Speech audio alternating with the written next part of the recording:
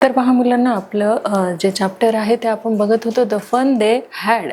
हे जे आपलं चॅप्टर आहे 1.2 द फन दे हॅड हे आपण लर्न केलेलं होतं. आता त्याची ॲक्टिव्हिटीज, गेम आणि टेस्ट या माध्यमातून सुद्धा आपण काय करणार आहोत, तर हे जे द फन दे हॅड हे जे चॅप्टर आहे ते अधिक चांगल्या पद्धतीने आपण समजून घेणार आहोत. चला मग मुलांना आपण घेऊया त्याची ॲक्टिव्हिटीज आणि या ॲक्टिव्हिटीजमध्ये आपल्याला काही क्वेश्चन जे आहेत ते विचारले जातील आणि त्यासाठी आपल्याला ऑप्शन दिले जातील. तर पहा मुलांनो, इथे आहे की the incident in the story has taken place on, आणि त्यासाठी आपल्याला इथे किती ऑप्शन दिलेले आहेत, तर 2 ऑप्शन जे आहेत ते दिलेले आहेत. म्हणून बघा इथे आहे 17 मे 2157 आणि सेकंड आहे 17 मे 2159. मग आपले योग्य आन्सर काय असणार आहे?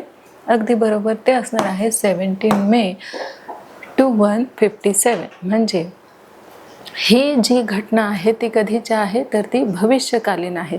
भविष्यामध्ये काय होणार आहे, तर भविष्यामध्ये जे शिक्षक आहेत, जसे की माणसं शिकवायला असतात ते टीचर्स असतात, तसंच आपल्याला माहीत आहे की भविष्यकालीन ही जी गोष्ट आहे त्या गोष्टीमध्ये काय आहे, तर एक जो मेकॅनिकल टीचर आहे तोच काय करणार आहे, तर ती मशीन शिकवणार आहे, ती सुद्धा टीचर बनणार आहे. म्हणजेच इथे ही घटना जी आहे 2197ची आहे. तिथे माणसं जे आहेत ते टीचर नसणार आहेत, तर कोण टीचर असणार आहेत, तर ज्या मशिनरी आहेत त्या टीचर असणार आहेत. जसं मेकॅनिकल टीचर ही मार्जेच्या लाईफमध्ये आलेले आहे, किंवा मेकॅनिकल टीचर जो आहे तो एव्हरी सब्जेक्ट जो आहे तो टीच करत आहे कुणाला, तर मार्जीला. मग आपण बघत आहोत the incident in the story has taken place on. त्याचं राईट आन्सर काय आलेलं आहे, तर 17 मे 2157 हे आलेलं आहे त्याचा राईट आन्सर. आणि आपला जो नेक्स्ट क्वेश्चन आहे तो आपण इथे घेणार आहोत की there television screen must have had a million dash on it. आणि त्यासाठी आपल्याला इथे 2 ऑप्शन दिलेले आहे. फर्स्ट जे आहे ते आहे नोटबुक्स आणि जे लास्ट आहे ते आहे बुक्स. मग इथे आपल्याला जे योग्य आन्सर आहे ते सांगायचं आहे. त्यासाठी आपल्याला काय करायचं आहे, तर जो क्वेश्चन आहे तो आधी नीट समजून घ्यायचा आहे, नीट रीड करायचं आहे. तर बघा, there television screen must have had a million dash on it. मग त्याचे ऑप्शन आहे नोटबुक आणि दुसरं आहे बुक्स. मग आपले योग्य आन्सर काय असणार आहे? अगदी बरोबर, बुक्स जे आहे ते आपलं इथे काय असणार आहे, तर योग्य आन्सर असणार आहे. मग आपलं जे पुढचं क्वेश्चन आहे तो बघा असा असणार आहे की merges great grandfather told that in old times all stories were printed on dash. आणि याचे देखील काय आहेत, 2 ऑप्शन आहेत. फर्स्ट जो आपला ऑप्शन आहे तो आहे पेपर आणि सेकंड जो ऑप्शन आहे आपला आहे तो आहे फॅब्रिक.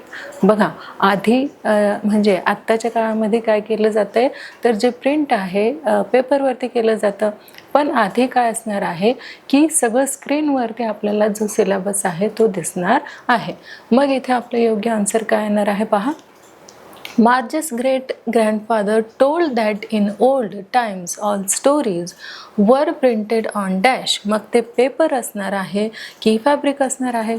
अगदी बरोबर, ते असणार आहे पेपर. पेपर बघा, आपलं योग्य आन्सर आलेलं आहे. आणि आपला जो पुढचा प्रश्न आहे तो आहे according to Margie a real book means a printed dash. आणि बघा तो आलेला आहे पेपर आणि बुक. काय असणार आहे पहा, according to Margie a real book means printed dash. काय असणार आहे तो, तर पहा तो पेपर असणार आहे की तो बुक असणार आहे.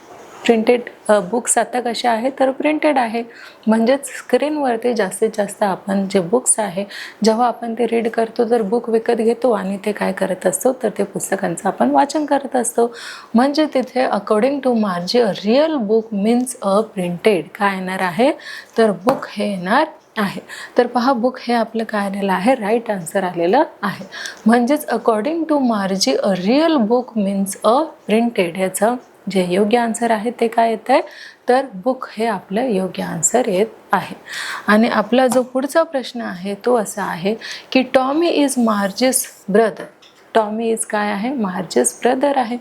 मग ते ट्रू असणार आहे की फॉल्स असणार आहे? काय असणार आहे पहा, ते टॉमी जो आहे तो मार्जीचा ब्रदर होता का? आपल्याला माहिती आहे तो तिचा भाऊ नव्हता.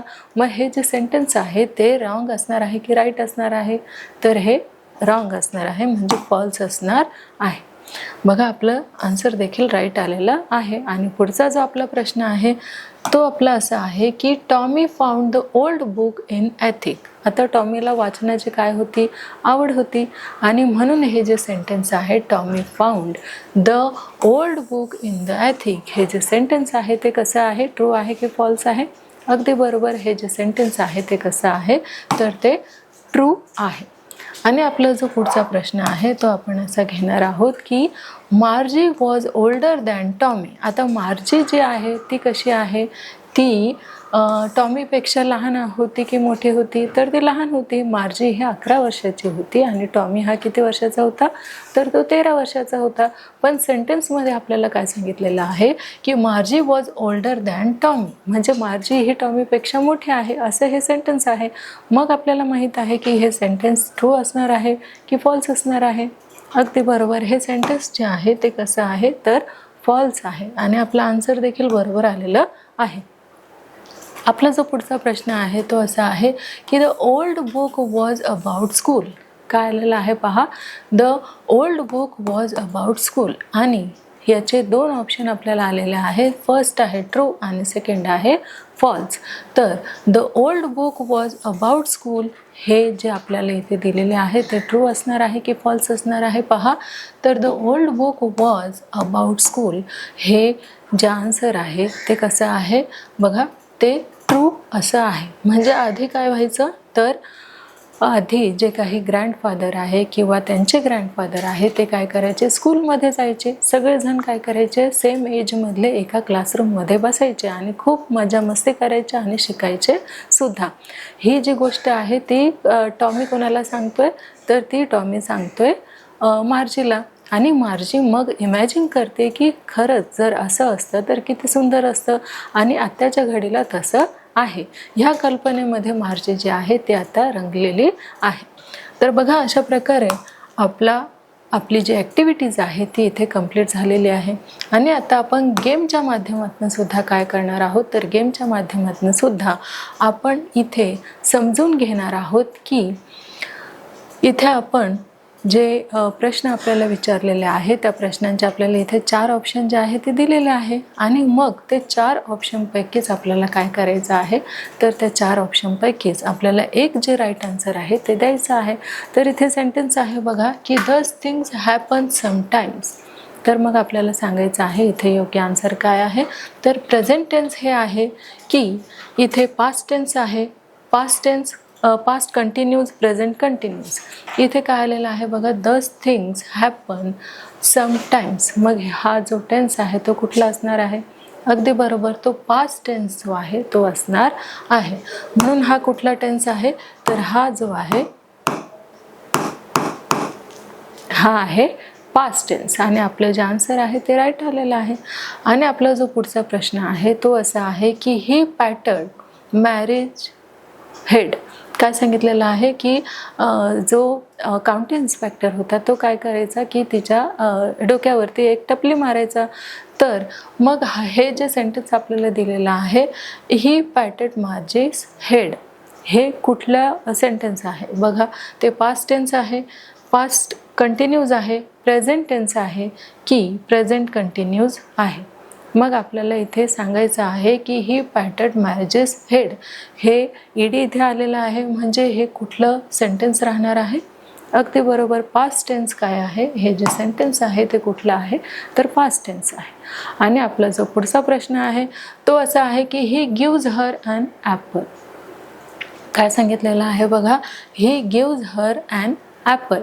आणि ते आपल्याला जे ऑप्शन दिलेले आहेत ते असे आहेत की पास्ट कंटिन्यूज, प्रेझेंट टेन्स आणि प्रेझेंट कंटिन्यूज आणि आहे पास्ट टेन्स. बघा, ही गिव्ज हर ॲन ॲपल. आता इथे एस हा प्रत्यय लागलेला आहे, म्हणजे आपलं जे वाक्य आहे ते कसलं असणार आहे? बघा, अगदी बरोबर, ते असणार आहे प्रेझेंट टेन्स. हे वाक्य आहे प्रेझेंट टेन्सचं. आणि आपला जो पुढचा प्रश्न आहे तो आहे हर प्रोग्रेसेस इज सॅटिस्फॅक्टरी. आता हे पास्ट कंटिन्यूज असणार आहे की प्रेझेंट कंटिन्यूज असणार आहे, पास्ट टेन्स असणार आहे की प्रेझेंट टेन्स असणार आहे. तर बघा, हर प्रोग्रेसेस इज सॅटिस्फॅक्टरी. आता हे जे सेंटेन्स आहे ते कुठलं असणार आहे पहा. तर ही प्रोग्रेसेस इज सॅटिस्फॅक्टरी हे जे सेंटेन्स आहे ते पास्ट कंटिन्यूसचं असणार आहे की प्रेझेंट कंटिन्यूसचं असणार आहे की पास्ट टेन्सचं असणार आहे की प्रेझेंट टेन्सचं असणार आहे. आता साहजिक आहे, इथे इज आलेलं आहे म्हणजे हे जे सेंटेन्स आहे हे कुठलं आहे तर ते प्रेझेंट टेन्स आहे. म्हणून प्रेझेंट टेन्स जे आहे हे आपलं राईट आन्सर आहे. आपला जो पुढचा, तर पहा मुलांनो, अशा प्रकारे गेमच्या माध्यमातून सुद्धा आपण काय केलेलं आहे तर गेमच्या माध्यमातून सुद्धा 1.2 द फन दे हॅड हे जे आपलं चॅप्टर आहे ते आपण इथे प्रिपेअर केलेलं आहे, शिकलेलो आहोत. आणि यावरती आपण काय करणार आहोत, आता टेस्ट देखील घेणार आहोत. तर बघा मुलांनो, टेस्टच्या माध्यमातून सुद्धा आपल्याला हे जे चॅप्टर आहे कितपत कळालं हे आपल्याला कळणार आहे. तर पहा मुलांनो, इथे जो फर्स्ट क्वेश्चन आपल्याला दिलेला आहे तो असा आहे की ही गिव्ज हर ॲन ॲपल. आणि त्यासाठी आपल्याला इथे 4 ऑप्शन दिलेले आहे, 4 पर्याय दिलेले आहे. त्यातलं फर्स्ट आहे पास्ट कंटिन्यूज, सेकंड आहे प्रेझेंट टेन्स, थर्ड आहे प्रेझेंट कंटिन्यूज आणि लास्ट आहे पास्ट टेन्स. मग सांगा पाहू योग्य आपलं आन्सर जे आहे ते काय असणार आहे की ही गिव्ज हर ॲन ॲपल. मग इथे पास्ट कंटिन्यूज असणार आहे, प्रेझेंट टेन्स असणार आहे, प्रेझेंट कंटिन्यूज असणार आहे की पास्ट टेन्स असणार आहे. तर बघा मुलांनो, इथे एस हा प्रत्यय लागलेला आहे म्हणजे हे काय असणार आहे, प्रेझेंट टेन्स असणार आहे. ज्या सेंटेन्समध्ये एस हा प्रत्यय लागलेला असतो तो काय असतो, वर्बला जर एस लागलेला असेल तर तो प्रेझेंट टेन्स असतो. आणि आपला जो पुढचा क्वेश्चन आहे तो आहे ही पॅटर्ड मॅरेजेस कोड. आता बघा, इथे ईडी आलेला आहे, वर्बला काय लागलेला आहे, ईडी लागलेला आहे. मग इथे पास्ट टेन्स आहे, पास्ट कंटिन्यूज आहे, प्रेझेंट टेन्स आहे की प्रेझेंट कंटिन्यूज आहे. मग आपलं योग्य ऑप्शन काय असणार आहे बघा इथे, तर प्रेझेंट टेन्स जे आहे ते आपलं योग्य आन्सर आहे. आणि आपला जो पुढचा प्रश्न आहे तो असा आहे की दोज थिंग्स हॅपन समटाइम्स. आणि इथे ऑप्शन बघा काय आहे, तर प्रेझेंट टेन्स आहे, पास्ट कंटिन्यूज आहे, पास्ट टेन्स आहे आणि प्रेझेंट कंटिन्यूज आहे. मग योग्य ऑप्शन काय असणार आहे बघा इथे, दस थिंग्स हॅपन समटाइम्स म्हणजेच इथे present tense, past continuous, past tense आणि प्रेझेंट कंटिन्यूज काय असणार आहे बघा.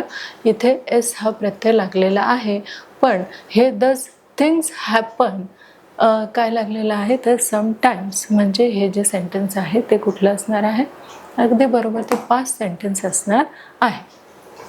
तर पहा मुलांना, अशा प्रकारे आपण आपलं जे चॅप्टर आहे 1.2 द फन दे हॅड हे जे चॅप्टर आहे ते आपण लर्न केलेलं आहे, त्याचे ॲक्टिव्हिटीज घेतलेल्या आहेत. तसेच गेम, या प्रकरणावरती आपण गेम देखील घेतलेला आहे आणि त्यावरती आपण टेस्ट देखील घेतलेली आहे.